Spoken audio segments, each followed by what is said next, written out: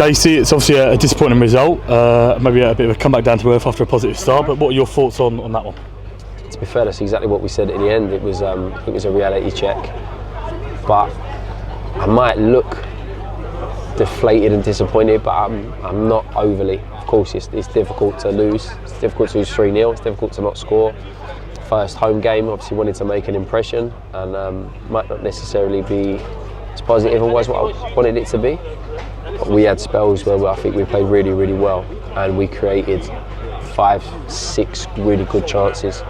One very early on, a number in the second half, but unfortunately just gifted goals away. And I don't say this lightly, like Farnham are decent. I've rated what Jono does for a long time, and they came out slightly different from what I expected. They allowed us to have the ball, and I know exactly what he's doing. He doesn't need to press because we weren't patient enough, and ultimately we were just going to end up giving them the ball. But I'm disappointed in the goals we conceded. They cut through us twice, really easy, and it's stuff that we've just spoken to the boys about. They're just ready to go the second they win it. As soon as they win it, nines, boxes, they're gone. Whereas we're kind of waiting for something to happen before we move, and that's stuff that can be worked on the training pitch. If we hadn't created anything today, I might be a little bit more wary, but we have. We've just not been killers in front of goal, and then ultimately just not defended well enough. But like we just said to the boys, I'd rather that happen now than on the 9th of August. So we'll review it. We'll get back into training. I'll sulk about it for the next maybe 45 minutes or so, and then we'll just go again.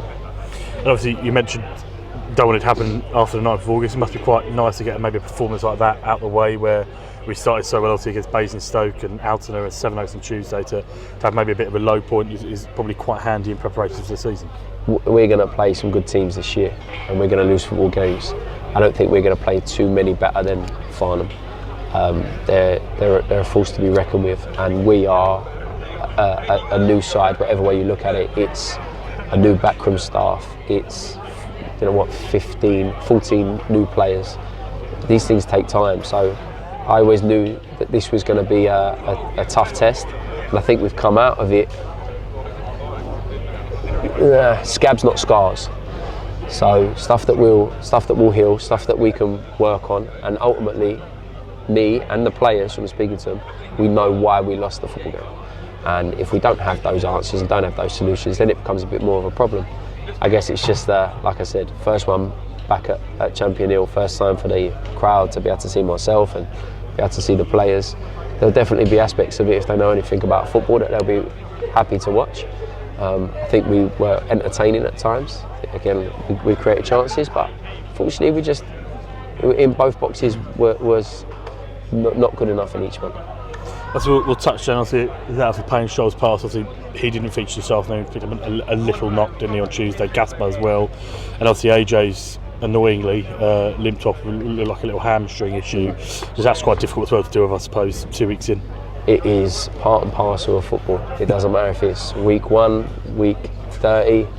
Like, these things are going to happen. Gio's obviously got ice wrapped around his ankle with Tom Chambers away as well. That's not ideal for us in the left back position. But this is the whole reason and why you have a squad.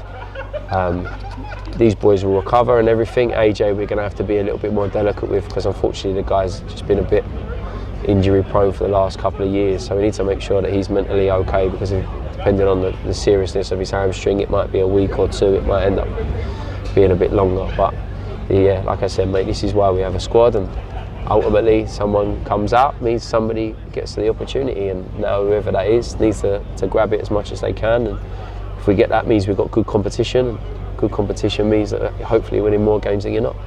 And obviously looking ahead now, a rare week off, I suppose, in pre-season. Not many teams leave a free Tuesday, and so 2 sessions before our visit to Margate. I think we've found a nice blend of training twice and then having midweek games.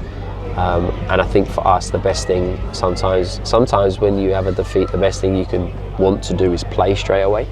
But also the flip side of that can be getting back on the training field and being able to iron things out. We had a busy week last week, travelled very early on the Friday, Saturday, travelled on the Sunday.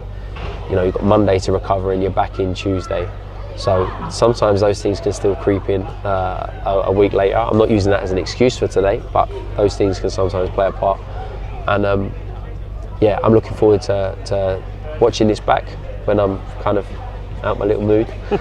I'll discuss it with the staff. Obviously, we didn't have Junior today, which was a big loss as well, and Neil's dissected it. But ultimately, we'll find the reasons and the solutions, and hopefully, the manner in which we got beat is not too frequent.